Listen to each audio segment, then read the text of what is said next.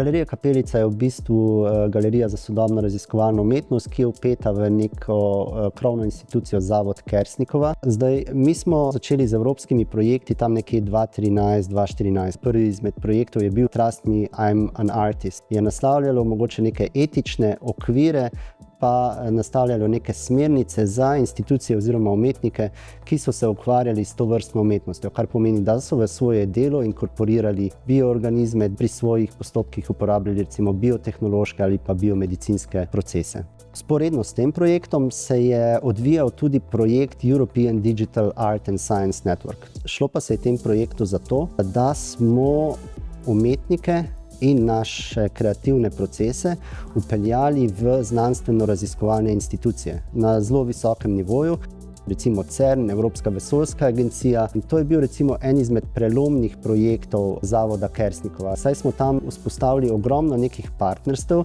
s katerimi smo potem nadaljevali z evropskimi projekti še naprej. Potem iz tega je šel celo AI Lab, ki pa je nekako že skušal javnosti predstaviti neko novo razmišljanje o tehnologijah, ki so povezane recimo z umetno inteligenco. Zelo zanimivi projekti, ki smo jih imeli v tistem obdobju, so bili tudi Archive. To je bil en izmed zadnjih projektov, ki se je osredotočal, kako arhivirati, shranjevati ali pa ponovno prizarjati ta umetniška dela, ki delajo z živimi materiali, kar je zelo težko po nekem časovnem okvirju.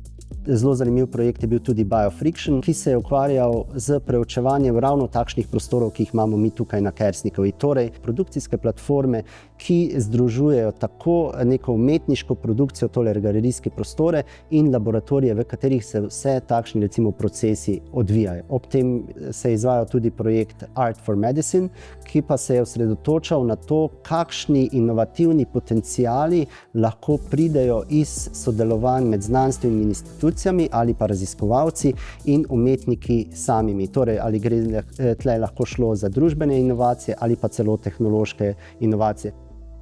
Smo se kar naenkrat tudi z vsemi temi zgodbami in vsemi temi povezavami, vsemi temi projekti, ki smo jih izvedli, uspešnimi, znašli tudi na radarju recimo gospodarstva. Iz kreativnega sektorja z nekim drugačnim načinom razmišljanja lahko poskrbimo za to, da pride do nekakšnega preliva inovativnih idej preko drugačnega razmišljanja, drugačnih pristopov v gospodarstvo. In zdaj smo ravno tukaj, kjer smo mi želeli biti.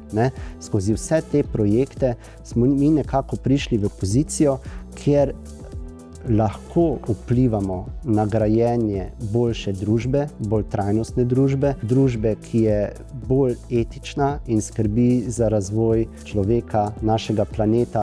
Iščemo neko pot, ki je pač nova in bolj tailor-made za človeka.